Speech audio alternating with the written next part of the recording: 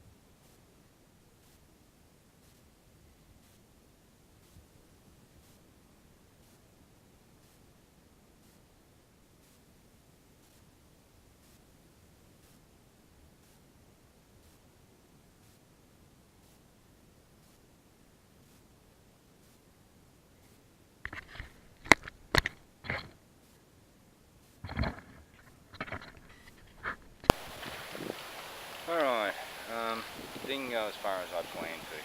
Current's just way too strong to fight against. I'm buggered. I rode, I got in, paddled a bit with the current the way it was. I was sitting too heavy backwards with my pack on, and that's how I planned to go, because I strapped my camera to my pack. I've got a waterproof camera, as you've seen. I don't know if it's got voice recording, so I'm talking to it very little, trying to do hand signals, miming, that sort of shit. I do apologise for swearing. My wife did get up me. I've got to swear less. I'm sorry, honey. And yes, I will try and abbreviate whatever the hell I've said, like fart sack. What the hell's a fart sack, my wife said? It's a sleeping bag. But yeah, I got the modern Australian issued kit on. It is a scorcher of a day. It's, from what I read on the phone, it is 75 degrees humidity. Sorry, is 75 humidity where I am, and that was before I turned my phone off, because I got very little signal. It's roaming satellites or whatever and chewing up my battery. So I turned it off, and I'll use it later on tonight. But the compass on my pack comes with a little mini compass and a degree Celsius thermometer, and that said 34 degrees. That was when I was paddling and walking. I ended up portaging up the bloody beach. I chewed my arms out within half an hour, 45 minutes of paddling. I was buggered, my abs were sore. Yeah, I got soaked, my pack got soaked, but everything was dry. Everything is dry, so I'm going to ride the current back tomorrow and leave a little later, only because I know I can make it back via kayaking, because I'm going to ride the incoming tide current, where the little side sort of Alva Beach has got like a big sandbar out there, and it blocks the CC. But at high tide, the current coming in there is just immense. Even some boats have trouble going out. But anyway, yeah, I'm gonna have some lunch now. Everything's set up.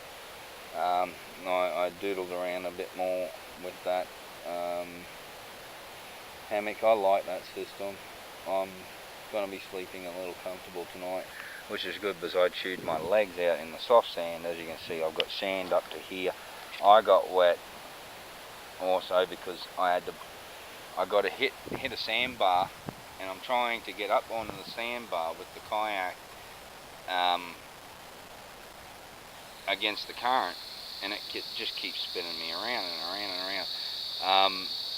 The only way I'm going to do any sort of beach adventures with kayaks and that is to get a bigger kayak, so it's a lot more stable, so I can go further up along it, and that's just not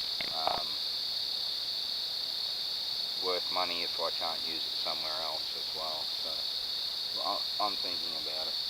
But yeah, covered in sand, chewed my legs out. I've got everything up. My socks, my DSL camera, which is this one here, stay dry. This was on the front of my pack, and every wave I hit, even in the when I finally got out of the channel, and it just pulled me back in, and I said, bugger it, I'm going to camp up along here. And I picked a spot, and I pulled the kayak up, and then I said, alright, I'll walk up some more, and I walked up a bit more, but I can ride that current back in tomorrow, because high tide's the same time as it was today is tomorrow. So I don't need to do as much work as I need to. Thank crap for that. 10 litres of water, 2 litres of my hydration packs over there, with the 2 litre, it's a new bladder. I'm trying out a new bladder from another camping shop, and it's doing well, and it's got my Powerade in it, and that's what I've been drinking today. Unfortunately, I've got cotton mouth because of that. It's just so bloody hot in the sun and that. yeah, so 8 litres of water. So I'm going to have a drink of water in a minute and then cook my lunch. I've got my ultralight stove with my pot. Now I've got a new cup. Thanks to my wife, she bought me another cup to try. It's a grey plastic mug. I think that was from Target, she said. But it was only $1. That's my shovel carrier. It's going to go back into my pack shortly. That's a Swedish shovel carrier. And the shovel's over there. You've seen them in my other videos. That one there. This is my food for the weekend. And how are we going? Okay, that was the only meal I had, as in proper meal. Oops. I had planned to have breakfast and lunch in the kayak. Eventually I was going to put my pack on the front of me and eat out of my pack sort of thing. That's why I had the food up the top of my pack, so I could get to it. I didn't plan on the currents being so bloody strong or the sun getting to me as much as it did. Anyway, I've set up camp and that. Here.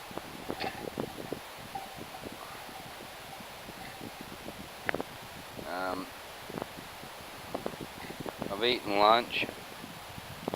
It was very nice, very nice, thank you. It was lamb and vegetable.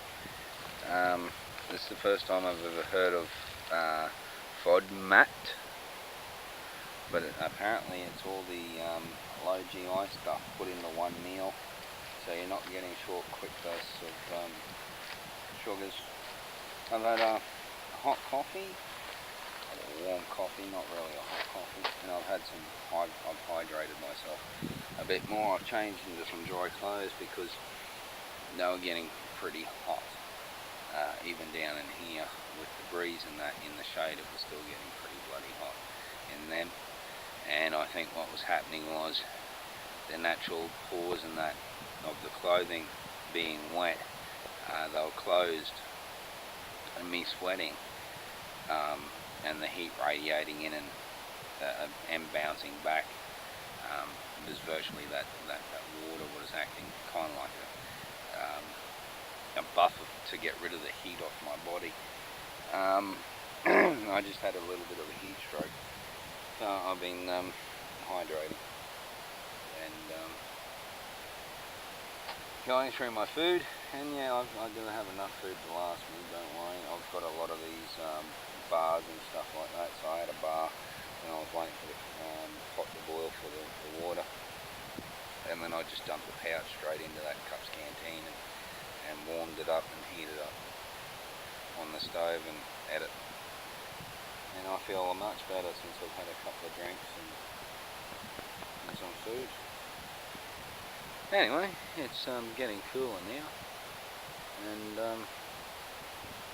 yeah, I picked the wrong time of day to go, didn't I? Something I knew not to do. Don't do it in the middle of the day. Up here in the North Queensland heat. Yeah, I didn't listen to that, did I? I was going to do it later this afternoon, but then I thought by the time I get out there and get camp set up and that, I'll only have a couple of hours of sunlight and all that sort of stuff, so I wanted to do it over the day. And yeah. Anyway, it's not a complete failure, even though the first part of it failed, which was to actually go further than what I have in a vehicle. That was the only time I went north. I'm pretty much halfway to where we can. And yeah, how people do it constantly, fighting channels and whitewater rafting and that sort of stuff with packs and all that sort of stuff, my hat's off to them. They are bloody fit. Especially when I'm still amazed at that pack. That pack there, the waterproofing's really good. I mean, the pack itself is saturated on the outside, but on the inside it's dry. So my issued pack, or the old issued packs, were pretty good in the dry, to keep things dry, I should say. So I've put my tinder box away. I'm going to put my tinder box away. I'm not having a fire here. I'm just using the stove. I've got no real reason other than coffee to use the stove now, seeing as I just ate my only hot meal. I got these things. These are crisps. They're freeze-dried apple crisps. Thought I'd give them a go. My breakfast is the tuna to go. That's what I originally planned for, was to eat that and then paddle back down, giving my body enough protein to burn through. And I'm not. And these are specifically for the kilojoules. You know, average serving 2,360 kilojoules. I thought I was going to be burning a lot of kilojoules. Well, I did. I was buggered, and that was only like, I was pretty much going there for an hour and a half, 2 hours maximum. By 1:30 I'd had the hammock and that up, and you'll see at the start of this video how quick it was to set that up, or how slow it was, whatever it was. I'm still not 100% used to that setup and the way I'm setting it up, but I'm having fun doing it and learning. But yeah, I've got plenty of water, plenty of food. That's my coffee for the weekend. I was supposed to bring that last weekend, or the last camp. What it is, it's coffee, powdered milk and sugar mixed together. And the Germans during World War II were issued packets of that, and they were called Milchkaffee. So yeah, something interesting. So this was the bag that I brought the camera and everything in. My socks were totally dry. I haven't put my shoes back on, or on I should say. I actually came here barefooted to the beach because I thought I'd be paddling more than what I did. And I couldn't have been bothered when I started yomping up the beach. I couldn't be bothered putting my shoes on and then taking them off to get back into the water and then putting them back on. No, bugger it. I'll just walk up the beach barefooted. And then when I got to the area and I started paddling out to the open sea, I was getting splashed. The pack was getting splashed, but everything was staying dry. Even my shoes, boots, were getting splashed with waves, were actually touched dry, just from being in the sun for 5-10 minutes. They didn't actually get wet that much, and they were just hanging from the pack, but they were underneath the pack. So I'd say it was the weight of the pack was actually keeping everything dry underneath, I guess. I don't know. But anyway, they were quite dry. I was surprised. They were full of sand though. But then I did portage up the beach, about 2 click, to get to the open water, and then I was going to kayak over the wave area and then go down from there. And when I got there and I went to put the kayak in, and the channel sucked me back in because the tide's coming in, and it will be doing that at the same time tomorrow. Well, actually a little earlier. It'll be doing it, so I'll get a free ride home in the kayak tomorrow. So it's still not a failure. I'm still getting a bit of a kayak adventure tomorrow. But like I said, my pack made me way too unstable having it on my back. I was only 6 kilos with pack and everything under the weight limit of that kayak. Tomorrow I'll be much safer. I'll be under 100 kilos tomorrow because I'm only 100. I'm only up 85 kilos, and the pack weighed nearly 30 kilos here. But having said that, it's going to be much lighter tomorrow because I'll most likely have my boots on leaving here, or I might not, don't care. But that's at least 1.6 kilos off my pack if I've got them on. But I'll kayak back because I'll just go with the flow of the current. But also all this water will be gone, except for at least my camel pack I'll top up before I leave here. I won't tip out water bottles that are full still. I'll just fill up my camel pack with them. So I'll be at least 10 kilos lighter. So I'll be around the 100 kilo mark. That's what I was going to say. I'm 85 kilos. The pack will be what was it, 17.6 without the water and everything else on top of it, which was just a bag with a camera and that. So this thing that I'm talking to must weigh a kilo, but that was on the top in a dry bag, and that my boots, and you know, like I said, all the water I've carried in.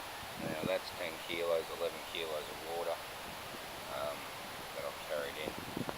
That won't be there, so I'll be quite safe for tomorrow to go out into the deeper water and just flow with the channel down back to where I come out at the car park where my dad dropped me off. Anyway, so it's coming. It's what 20 past 3 in the afternoon. It is actually quite cool with the breeze and that. I'm still quite a bit hot. I can still feel a little hot and that's to be expected. I've popped a lot of sun. I forgot Dodo me again. Didn't grab my bandana out. I had planned to wear my bandana while kayaking rather than this hat, and I packed it in my pack and I didn't grab it out like I planned to. And so I was stuck just wearing no hat because I couldn't see with the flap of this hat. It was going like this because I was going against the wind. I couldn't see, so I got rid of the bloody hat and put it back in my pocket. And I was doing that and trying to fight to get up on top of a sandbank when I put the kayak.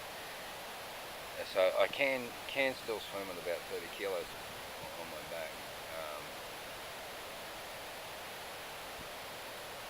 But yeah, it was a stupid thing that I did, and I shouldn't have done it because it's not a safe thing to do. Especially on a solo trip, because I'm my own help. So if I go down, who's gonna fucking help me? Pardon the French. I do apologise for swearing. I'm ex-military and that, and we used to swear a lot. I don't know what the new military's like. A mate of mine from 2RAR, he went to the reserves. He told me that it's PR nightmare, mate. You know, you'd just be banging your head up against a brick wall nowadays. You just don't go there. So okay. So our guys got to go through a lot of shit to be in the military, and my hat's off to them. They serve our country with pride. But yes, absolutely beautiful afternoon, and I wish people were actually here that are not here. So I reckon I'm just going to go probably for a walk later on. I might chuck my boots on, I might not. I'm in that sort of mode where I'm too buggered to care putting my boots on, but it's more of a safety. Going up through there, you've got all the sticks and stuff that might go through your foot and that. So I might just put my boots back on. But, all on. Anyway, I'll sign off now. I've babbled enough. Got the faithful shovel and toilet roll, the kayak and paddle. I ended up using, when I was portaging, sorry, I'm trying to slap a march fly and talk at the same time. I actually hooked that kayak paddle. You can split into two. So I did that and put it through. There's a little handle on the front and back of these kayaks. These are the CX 200s, I think they are. They're only a $300 kayak from Anaconda, and you can afterpay them, which is at a CX 200s or something they are. And we got one like this, and one is a fisherman's one, which has 2 fishing rods holders here and a mesh thing here to hold your tackle box.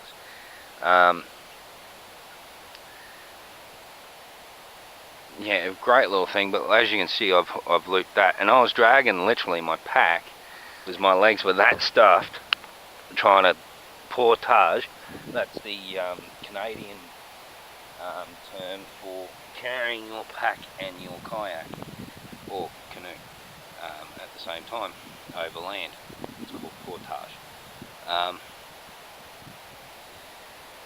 was so buggered, I actually threw my pack on there and just hauled it in the water. And my pants were weighing a ton. And I've gone, this is a stupid idea. So pretty much I walked up into the scrub, up into the sand dunes sort of thing, and checked what the scrub was like, and I found this place. And I was quite impressed. I actually found another place closer to the beach. But I've got a road about 100 metres that way. I've got a dirt road that goes right up to the end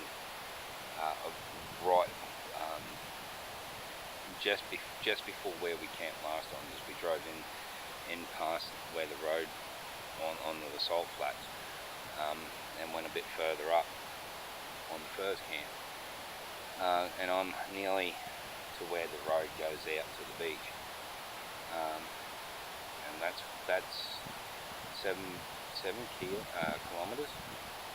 I think it's 7 kilometres, so that's still a shitload of hard yakka to get to where I am. And all I'm doing is sucking on Powerade, not water. I was stupid to fill my bloody camel pack with bloody Powerade. That'll be right. I won't need to get a bloody set of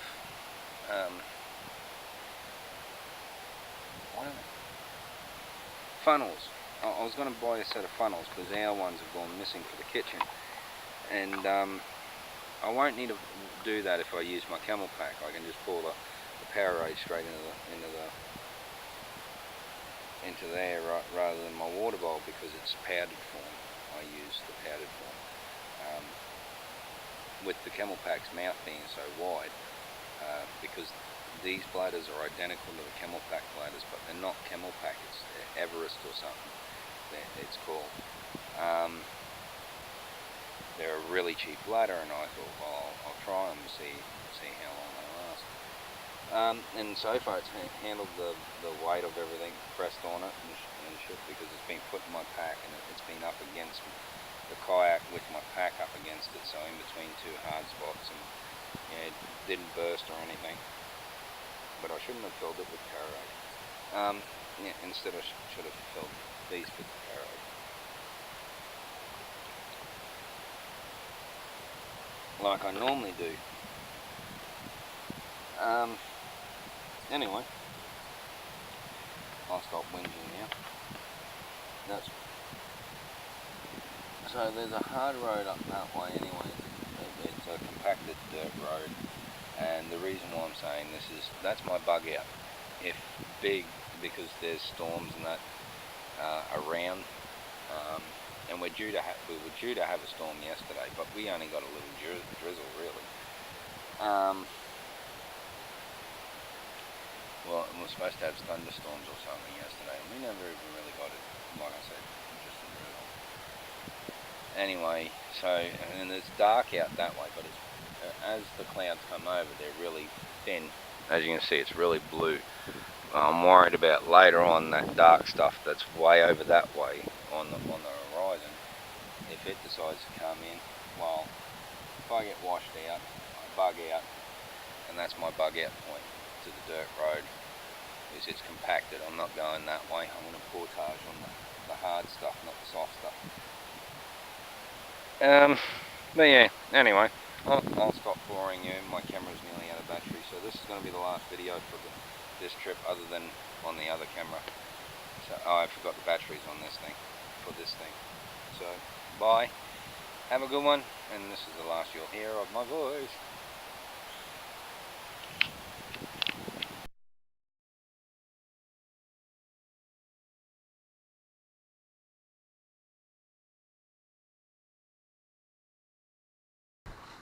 Okay, welcome to the last quick gear review for the day. Don't mind the bottles. I do temashigiri, or the art of Japanese test cutting, so I cut these bottles up with swords, and they're my martial arts training mats. This is one form of the kayak. I used the green one. Alright, so that's mine. This is actually my dad's. This one's the fishing variation, and that one's there just the sports and recreation style. You can pick them up from Anaconda for $2.99 each, and you can actually afterpay them. So what afterpay is you pay a deposit and pay so much every fortnight, like a lay-by system, but you actually walk away with the product. So you can get seats and that clip in. I didn't use the one that I've got for that. I did not use it for the kayak trip, and that was only because I wanted to sit deeper into the kayak than what I do on the pad seat. Okay, so this one here's got this meshy thing, holds your tackle box in. That one there's just got this lacing. That little noise, if you can hear it, that person talking, that's my little 4-year-old son. He wants to be part of these videos. These are the oars I used. As you can see, I haven't cleaned them off yet. I've got to actually hose it off, and that's what I'll do this afternoon while waiting to edit all these videos together. It's sandy. It handles the water. It does its job really well. I like so I can do that. I can put this in my pack or put it in the kayak like that and hold that. I usually use a rope to lengthen that to carry it. As you saw, I used the oar in the kayak trip. That's another good thing for splitting those. But they are $2.99. They're a good cheap kayak, and they're a lot of fun. These are rated to 125 kilos, but so are all the other ones that I've actually seen. So even the bigger ones that are more like a professional kayak with the rudder systems and everything are only weighted to 125 kilos, or generally weighted to 125 kilos and under. So for kayaking the way I was doing it, I may have done it slightly wrong, I guess, using such a small kayak, but that's what prevented me from going out into the open water when I hit the open water, other than the current dragging me back in 3 or 4 times, was the fact that with the heavy pack and me, it came to 110 kilos, which means that it rode low in the water, and I just couldn't keep the water out of it, and by not being able to do that, it weighed me down, so I couldn't go over the breakers. But by themselves, I've gone on the open water with them, with it by itself, without the pack in it, and yeah, they're a quite fun thing to do up and down the rapids and that sort of stuff. And whether that's white water, and then yeah, I've used them in the breakers. That's open sea water. So they're really good. They're really fun.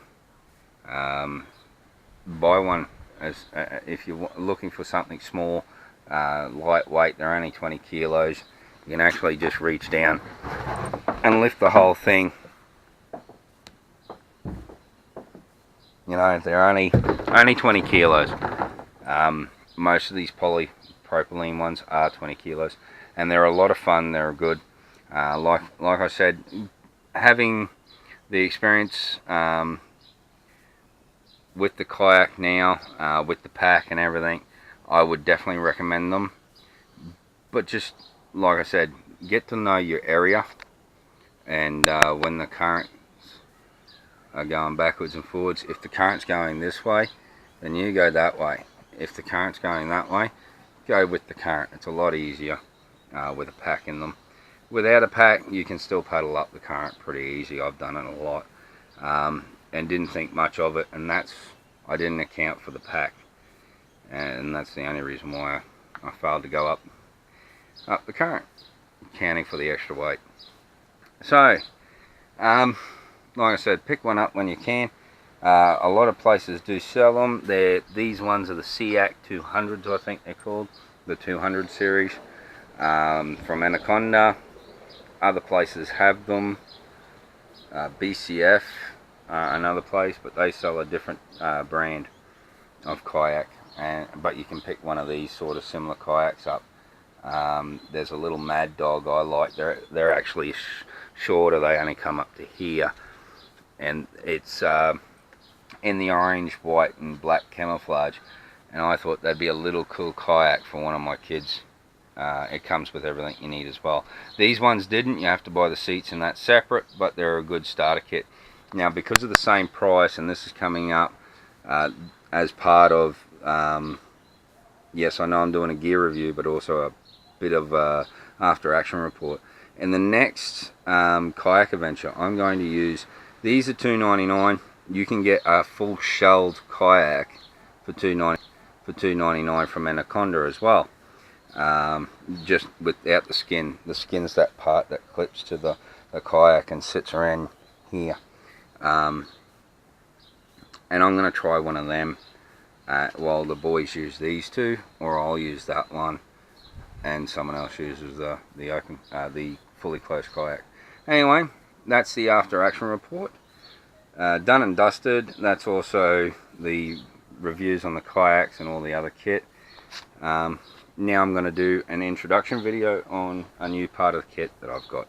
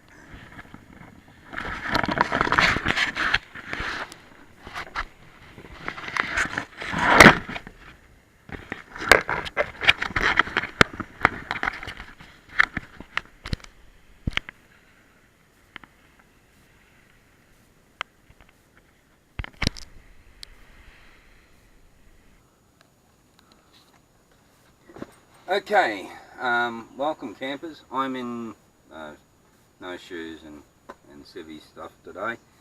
I'm feeling a little slack. It's 1.5 days since my kayak adventure and I'm buggered. Now most of this movie's been shot on our new camera. It's the Movie, M-O-V-I-I, Neo. It's got voice and I didn't realise it had sound. So here I am miming to the camera, being an idiot, and you can just hear muffled what I'm saying, but you can get the gist of it anyway. So this is going to be, I'm going to try and shoot all this today on this little camera. They're a great little movie camera. That's what you see when I'm kayaking and that. After action report, don't try and wear a heavy backpack while sitting in a kayak, because you end up sitting like this a little, and as you can see from the start of our my adventure, it's a little too unstable to control, especially against current. So I actually turn off the video camera and put my pack in front. As you saw, I head to shore and it was quite deep there. So after action report, it was good, it was great, it was hard work, it was a slog going up the current the first day. The conditions and what I did on the first day were all wrong. I wore a full uniform. The reason why I wore that uniform, other than the fact that it's one of my new ones, thanks to Michael for that, because they're over $300 by themselves. So I do thank Michael for all the kit he not gave me, but sold me for $300. It was a bargain, so I picked it up. They are designed to keep you hot when you're wet. I didn't know that, so I stayed in it thinking, oh well, I'm nice and cool, I'll set up camp. That just dehydrated me even more. I portaged, that's the Canadian or French term to put your pack on, pick up your kayak and walk however long. Now I did that for about a kilometre in really soft sand,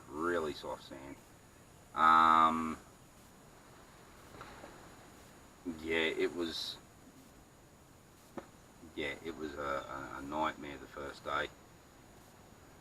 But I am happy I did it. I learned a lot of different things. Going out into the open water with a heavy pack, my pack was 32.9 kilos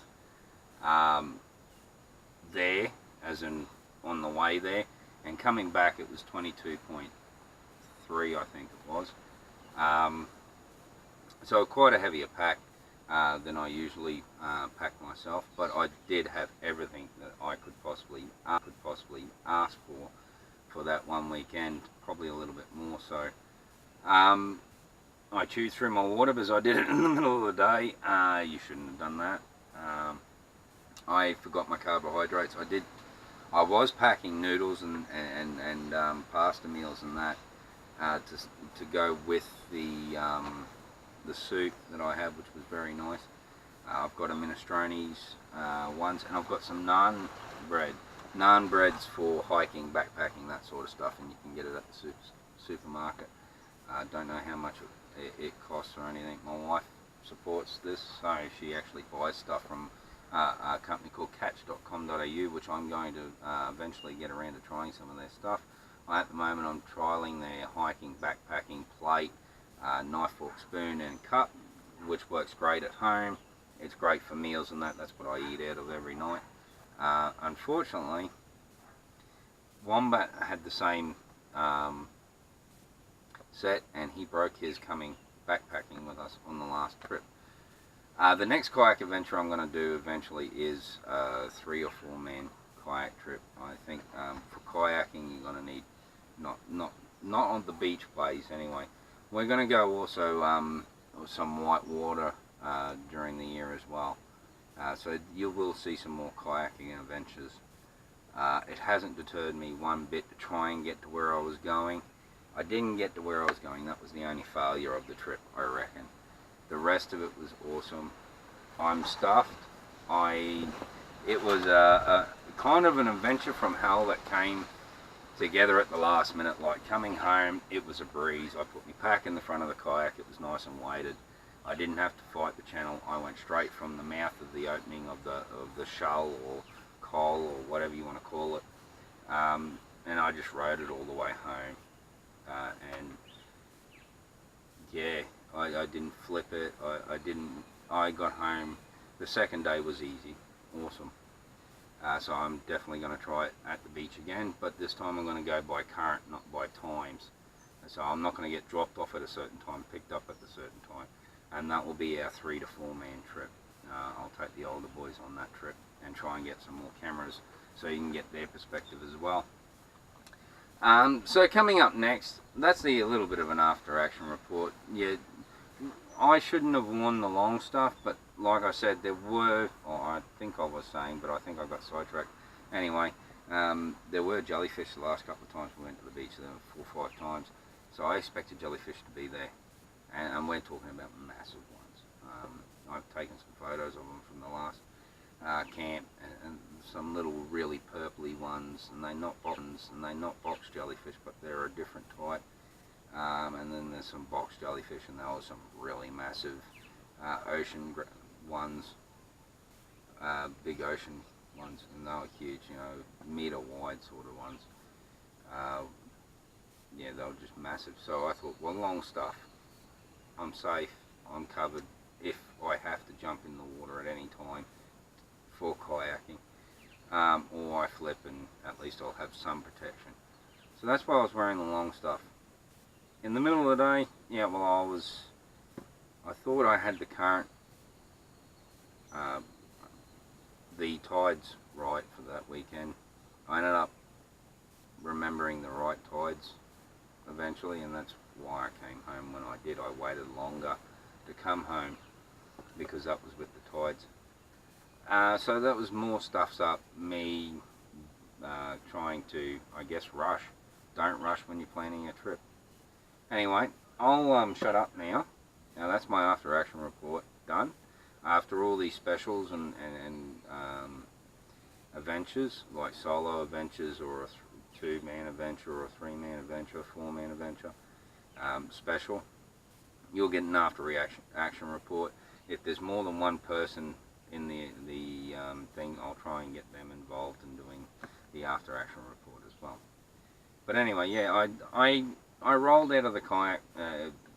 It was spinning on me and that the first day and all that, so I ended up having to go to shore, portage it up. I got to an area where, in a point where I was physically, mentally exhausted, and I just went, bugger it, I'm going up there and finding a camp. This is not worth killing myself over. So that's why I camped where I camped, and it was a really good camp spot. I can't complain. I've just got to get to use the hammock a bit more and get more comfortable with setting that up. You'll see that it took me a little while to set it up, and even then, after the camera, I turned it off, I still mucked about with it a little to get it to where I was comfortable with it. So I've just got to get used to that system. I've only used it twice.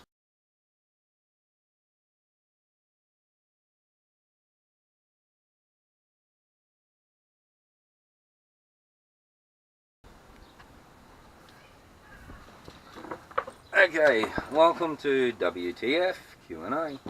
Last segment to this video. Very quickly, I'm going to keep it situated in what I'm doing. There was an old couple on the beach and that, and I walked down and they saw me carrying the kayak and that. I was portaging at the time, and I put it in front of them and tried to go around them and that sort of stuff. Up current on the first day, and they asked me, why the hell do I have all this military equipment? Well, yes, I'm ex-military, but that's not the reason. I've done a lot of stuff with military equipment since I was a kid. Like I was hunting and that, and military equipment, rifles, bow hunting, that sort of stuff. And I would literally, by the time I was 10, have a pack, and when my dad pulled up, he'd go and set up his camp, and I'm already out there hiking and setting up my own camp and hunting and doing all my stuff, you know, way off over that way somewhere. So I've used it all my life pretty much. I'm starting to get some of the civilian equipment. Yeah, I just bit my tongue. Sorry about that, guys. it's just I do it also reenacting in that. So I have a lot of military equipment because I do like Royal Marine Commandos. I'm doing German Commando, East German Command, Arctic Warfare Specialist and that sort of stuff. And I do the World War II stuff. I'm doing the World War II stuff again. I do the medieval stuff and the Roman stuff and all that. So eventually I'll be going in with my big Viking canvas tent and setting it up somewhere. I'm hoping to do that this year sometime because I've been itching to use that for the last 4 years I've owned it. Pardon me. So why the military gear? It's just because I've used it all the time. Back when I was a teenager and that, I used to break the civilian packs and that, literally. Like, they couldn't last me 2 camps at least. You know, one time there I went up in the mountains with one of these packs and the straps that hold it here, one of them snapped off it, and it wasn't because I was overrating the pack or overloading the pack. It was just, they weren't very good quality for the cheaper ones that were easier to get at that time, or easier accessible, because we didn't have the internet and that back then. And I'm not that old actually. I just sound old. So military equipment, I'm just used to it. I wear a lot of cams and that. I do support the troops and that. They do all the fighting that the government tells them to do. You know, we signed up on a dotted line. We go where we're told to go and do what we do. So support the troops, any country, any nation. That brings me on to the next thing.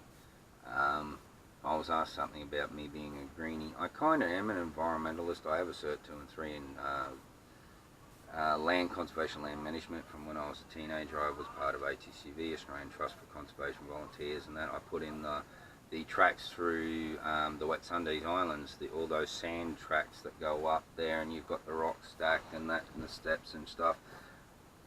I did that as a teenager when I was going to high school and that, and I would spend, you know, weekends away or during the holidays and that, away camping with the National Parks and Wildlife and that, with my military equipment. They called me Rambo. That was my nickname back then. But yeah, I am, but I believe in any nation, any person's responsibility from any nation to look after the environment. If we go in there to camp, then we should bring whatever we've taken in there out. Within reason. I mean, if you lose something, you lose something.